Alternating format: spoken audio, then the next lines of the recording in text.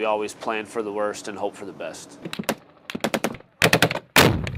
We're not looking at the Normandy invasion or anything down there whatsoever, but you know, it could be a pretty big dogfight for us. On the outskirts of Kandahar, Operation Dragon Strike is well underway. And we're just going to try to push the Taliban out of the southern area from here and try to cut off some of their supply routes and some of the roads they used to travel on. The Taliban are being contested and they don't like it.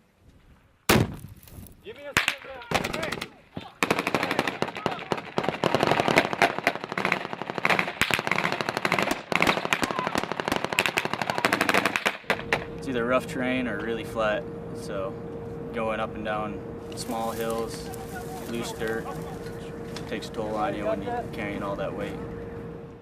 The operation was weeks in planning. Forces were moved into place and given advance warning of what they might encounter.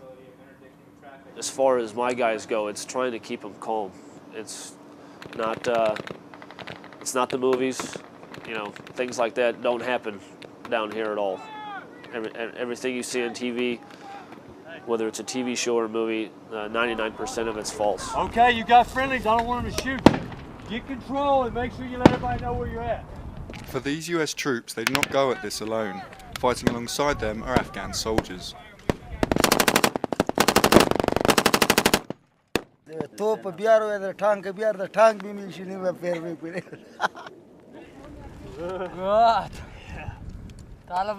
Taliban dead. This is where they're at right here.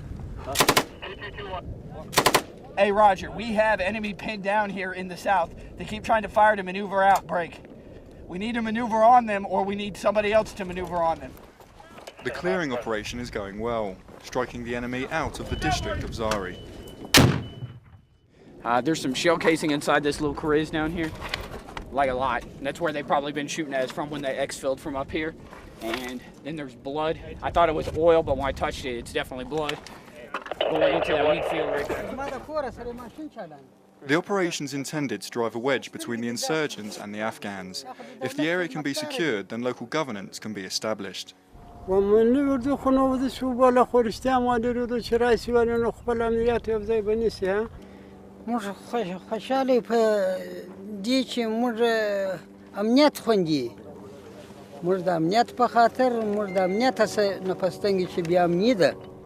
ISAF say this is the first operation where the number of Afghan soldiers is greater than the number of ISAF.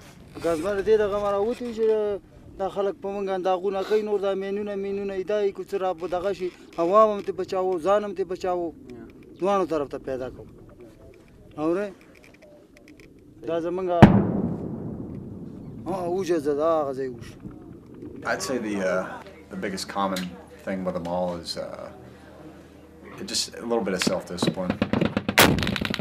It sounds like there's firing coming over here, but it's really these guys. All right, RPG guy, get a control of him because he's shot over that way. Yes, this is an army, but it's not our army. And they're going to do things differently. And the big thing is making sure that they can function efficiently. So we have accomplished our goal of training them up, but also not stripping them of their identity, which you never want to do. And we want them to be the Afghan National Army, not the United States Afghan National Army. Given the heat, the weight the soldiers carry, combined with the rough terrain, physically it's extremely challenging.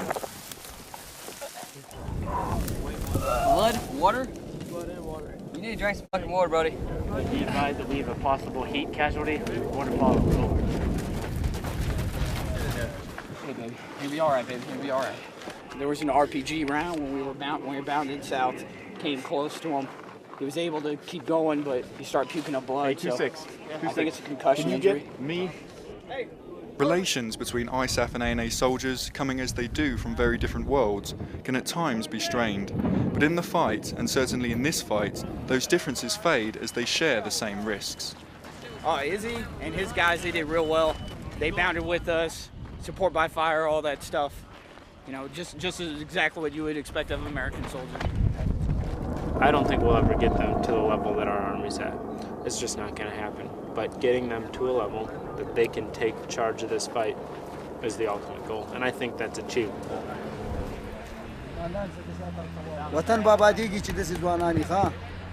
Shana Bashana. Shana Pashana. Side by side. Good. William Bonnet for the NATO channel in Zari district, Kandahar.